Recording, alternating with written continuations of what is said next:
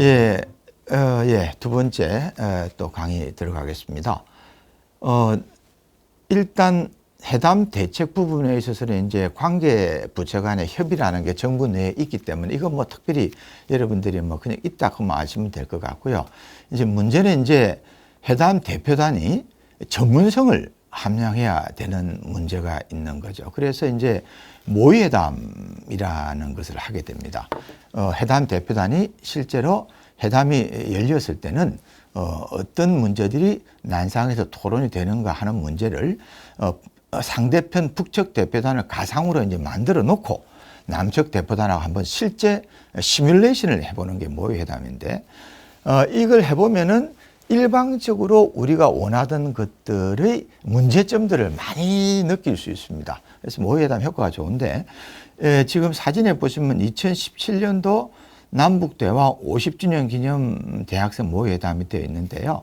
우리 대학생분들도 남북 문제와 관련해서 또는 통일 문제와 관련해서 여러 가지 지식을 샀지만 남북이 같이 이 문제를 협의할 수 있는 가능성 또는 한계를 체험하는 거로는 대학생들도 역시 모의회담이 가장 효과적이었다고 합니다. 그래서 모의회담이 현재 여러분들도 이번에 협상 아카데미에서 마지막에 모의회담을 하지만 모의회담을 해보면은 실제로 남북 간에 뭘 할 수 있는가 하는 부분에 효과가 있다는 말씀을 드리겠습니다. 그 다음에는 또 이제 회담을 가는 부분에 있어서 이제 옆에 보시면 특별 공식 수행원이라고 간담회로 되어 있는데, 회담에는 이제 전략 자문하는 전문가도 있지만 또 남북 정상회담 같이 큰 회담에는 각계의 원로들도 같이 가시게 되죠.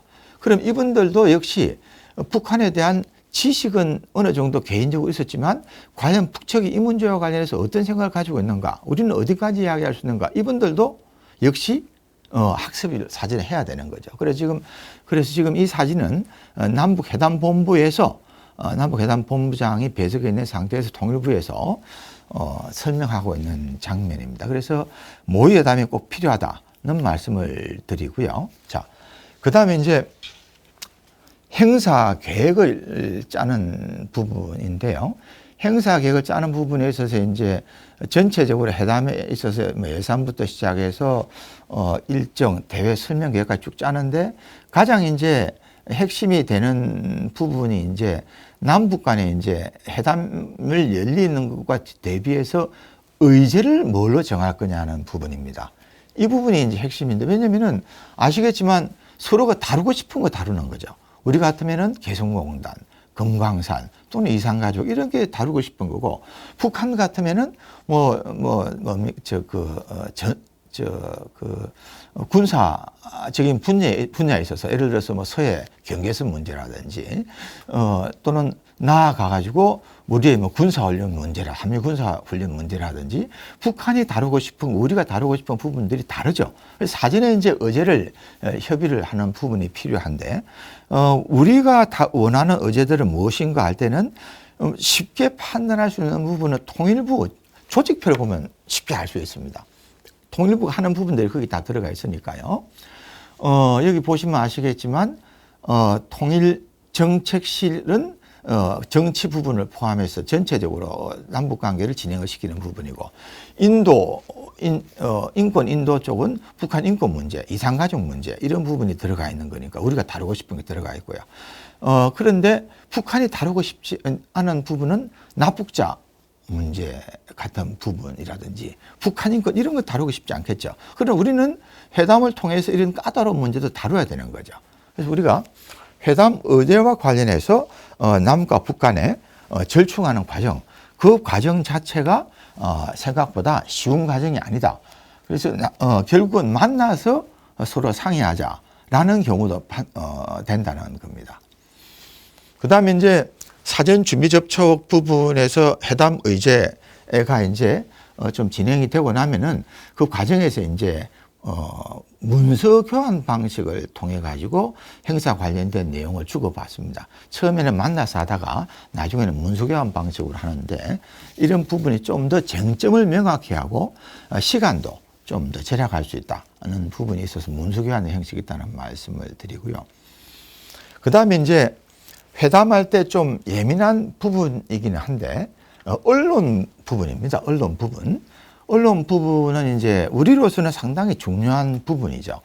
회담이 열리게 되면은 그 종합 상황실 또는 외신까지 들어가는 메인 프레스 센터 같은 것도 만들어서 이제 외신 관리하는 부분에서 상당히 많이 중시하게 되고 있고요.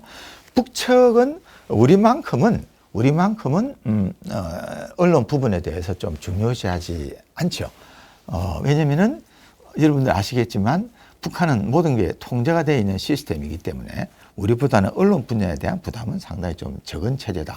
그래 말씀을 드리고요. 이 부분은 나중에 또 한 번 더 말씀을 드려야 될 것 같습니다. 그 다음에 이제 이 부분의 행사 계획이 다 수립이 되고 나면은 이제 남북 회담의 준비 단계는 다 마무리된 거죠. 자, 그럼 이제 다음 단계는 어디로 가느냐? 다음 단계가 이제 남북 회담이 실제로 이제 운영되는 단계로 들어가게 됩니다. 우선 이제 서로 회담 대표단이 자기 쪽에 오게 되면은 영접하는 부분이 있겠죠. 그죠? 영접을 할 때는 공항에 나가서 영접하는 경우도 있고 또는 뭐 판문점을 통해서 오는 경우도 있겠죠. 그런데 현지에 나가서 영접하는 경우는 대체로 차석 대표들이 나가서 영접을 하고요. 그 다음에 이제 숙소에 왔을 때는 수석 대표가 이제 환영을 하는 경우가 있겠죠.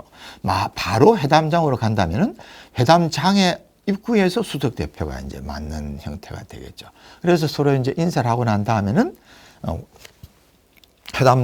각자 이제 환담장에 들려가지고 환담장에서 환담을 나누면서 이 부분이 이제 기자단한테 공개가 되는 거죠. 그런데 대부분 이제 이 과정은 수석 대표 중심으로 발언이 진행이 되고 다른 대표들은 옆에 배석하는 형태가 됩니다. 여기까지는 뭐 여러분들이 일반적으로 아시기 때문에 특별히 뭐 중요한 건 아니지만 사진을 통해서 한번 돌아볼 의미가 있는 부분은 좀 있습니다. 어떤 거냐면은 아마 첫 번째 사진이 제1차 남북 정상회담 때 파격적으로 김정일 국방위원장이 공항에 영접을 나온 겁니다. 예상을 못했죠. 아마 이때가 전 세계 매스컴이 놀랐던 순간이었죠. 아까 말씀드린 대로 공항에 영접이 차석이 나오게 돼 있는데 옆에 사진을 보시면은 제2차 남북 정상회담 때는 김영남 상임위원장이 나왔지 않습니까? 여기에 비해 본다면은 첫 번째 2000년도에 남북 정상회담 때 공항 영접이 가지는 어떤 파격이 어떤 건가 여러분들이 좀 아실 수 있을 것 같습니다. 자, 그러면 이제 환담까지 끝내고 나면은 이제 본회담이 이제 열리게 되겠죠. 본회담이 열리면은 회담 대표들이 이제 회담장에 들어가 가지고 서로 우선 악수를 먼저 하게 되죠. 악수를 하게 되는데 남북 회담은요, 여러분들이 부분 보면은 하나의 연출이라는 게 많이 느껴집니다.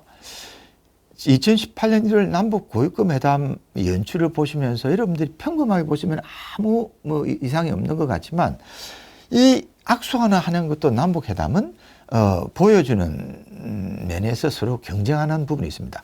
북측 대표 이성근 대표를 보면은 악수를 할 때 빳빳하게 서 있는 감이 들죠. 우리 남측 대표는 고개를 숙이게 되고 일부러 북측 대표는 악수를 서서 받는 식으로 만드는 연출하는 이 남북회담은요, 하나의 어떻게 보면 쇼인 부분도 좀 많이 들어갑니다. 그래서 처음부터 기싸움을 하는 부분이 있는 거죠. 그래서 이제 악수를 하고 난 다음에 자리에 앉죠. 자리에 앉게 되면은 그 다음에는 이제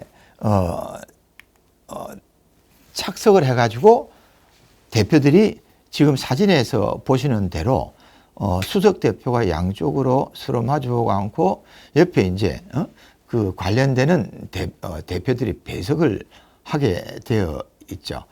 여기서 이제 기자들이 지금 현재는 사진에 보면 주변에 아직까지 나가지 않고 있습니다. 여기서 이제 서로 인사말을 합니다. 인사말 부분에서 이제 주고받는 내용들 중에 보면은 어떤 내용이냐면은 서로 간에 뼈 있는 말들을 던집니다. 왜 그렇게 하느냐? 언론들이 그 뼈 있는 말들을 받아가지고 기사화함으로써 이 회담과 관련돼서 회담은 시작이 되고 나면 비공개로 가지고 끝까지 비공개가 되니까 회담이 진행되는 동안 국민들은 인사말에 담겨 있는 그 말을 가지고 회담의 진행을 예상을 하게 되는 거죠. 그러면 이때 인사말에서 이제 남북 대표가 어떤 사자성어 같은 걸 많이 쓰면서 회담의 방향을 많이 암시합니다. 예를 들면 밑에 써 있는 대로 춘래 불사춘 하면은 봄이 왔지만 봄이 같지 않다는 건 무슨 뜻일까요? 해결할 길이 참 많은데 아직까지 남북 간의 관계가 엄중하다라는 것을 이야기하는 거죠. 이 부분은 북측이 많이 쓸 것 같은 말인 것 같아요. 그 다음에 또 실제 쓰였던 그 사자성어 중에 산중수벽이라는 거는 앞으로 갈 길을 바라보니까 산이 겹겹이고 물이 첩첩이 막 가로막고 있는 것 같다. 라는 말은 뭐냐면은 우리가 해야 될 일들이 참 많다. 이건 남측이 쓰기 좋은 말 같죠. 그래서 인사말하는 이 부분들이 회담이 시작이 될 때 회담 전체의 어떤 방향성을 많이 시사하기 때문에 언론들이 취재를 해가면서 특히 거기서 나온 키워드들을 많이 받아간다는 의미에서 제가 설명을 드렸고요. 이런 인사말이 끝나고 나면 이제 기자들이 퇴장을 하고 남북 간에 이제 서로 간에 대화가 시작이 되는 거죠. 여기에서 이제 대화를 하면서 여러분들이 아시겠지만 처음에 전체 회의를 엽니다. 전체 회의를 열면은 회의를 하면서 우선 기조 연설이 진행이 되는데요. 예전에는 기조 연설이라는 걸 가지고 우리는 오늘 회담에서 어떤 것을 이야기하고자 합니다. 라는 말을 밝혔는데 그리고 서로 주고받았는데 김정은 위원장 시대에 와가지고는요, 남북회담이 상당히 실용적이고 또 신속한 형태로 바뀌어가지고요, 기조연설 하는 것 자체를 하지 말고 그냥 기조연설을 주고받자 라는 식으로 진행을 많이 합니다. 북측이 그렇게 요구를 많이 합니다. 그래서 기조연설문에 있어서 과거하고 좀 다른 부분이 바뀌었다 하는 말씀을 드리고요. 자, 그 다음에 이제 또 하나 말씀을 드릴 부분은 회담이 회담에서 기조연설문을 주고받으면 그거로서 이제 서로 간에 오늘 나는 어떤 이야기를 하고 싶다라는 게 일단 서로 간에 던져졌잖아요. 그죠? 던져지고 나면은 그 다음 단계, 자, 그러면 이제 본격적으로 우리가 논의에 들어갑시다 라는 논의로 들어가는 거죠. 기조연설은 일방적으로 상대편한테 이야기하는 것이니까. 그러면 논의에 들어갈 때 이때 대표단이 유의해야 하는 부분이 있습니다. 그게 뭐냐면은 서로 간에 자기가 원하는 주제를 먼저 이야기하고 싶어 합니다. 그 순서 정하는 데서 자칫 밀리면은 상대편 주제만 실컷 이야기하고 거기서 결렬이 나거나 결과가 안 좋으면은 정작 우리 편이 하고자 하는 이야기는 꺼내지도 못하는 그런 아주 어처구니 없는 불상사까지 생길 수 있다는 거죠. 그래서 회담 의제 논의를 어떻게 할 거냐, 이 부분이 상당히 중요합니다. 수석 대표가 특히 이 부분에 대해서 유의를 해야 되는 겁니다.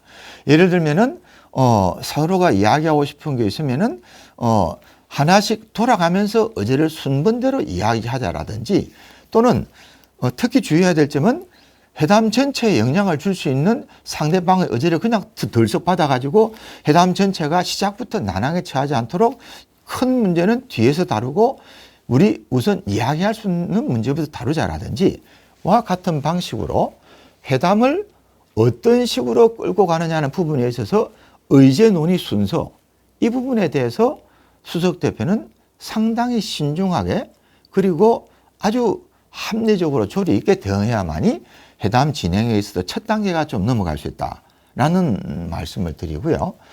그러면 이제 전체 회의가 진행이 되는데 수석 대표가 주도를 하지만 이제 같이 간 대표들 있지 않습니까? 대표들은 예를 들면은 체육회담이면은 뭐 체육부 차관이 되실 수도 있고, 또는 평창올림픽 문제를 다루면은 여기에 나와 있듯이 뭐 문화체육부 쪽에서도 할 수가 있는 거고요. 문화관광부에서 할 수도 있는 거고요. 그래서 의제가 조금 더 전문적으로 들어가게 되면 대표분들이 이제 자기가 이야기를 할 부분이 생기니까 수석 대표의 전문성을 보강하는 차원에서 이제 회의에 참가를 해야 되는데, 중요한 부분은 수석 대표의 동의를 받지 않고 발언을 하는 것은 극히 조심해야 된다는 부분 하나 말씀을 드리고요.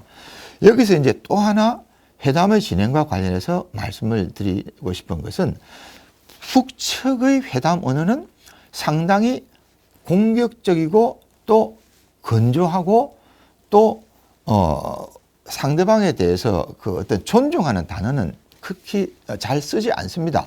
누구누구 선생 이런 식으로 이야기를 하는데, 우리 대표들은 습관 중에 하나가 수석 대표님 하는 상대방을 존경하는 말들을 많이 쓰거나 하셨습니다 라든지는 용어를 쓰는데, 상당히 건조체로 쓰지 않고 회담을 우리가 평소에 하는 남한 내에서 하는, 우리 한국 내에서 하는 식으로 발언을 하게 되면은 회담의 분위기에서 뭔가 좀 밀리는, 사실은 회담은 기싸움의 성격이 많기 때문에 그런 우려가 있다는 부분도 회담 대표로 참가하는 분들은 꼭 아시면 좋을 것 같습니다. 자, 이 정도로 제가 둘째 시간은 본회담 진행 부분까지 말씀을 드리는 것으로 하겠습니다. 예, 감사합니다.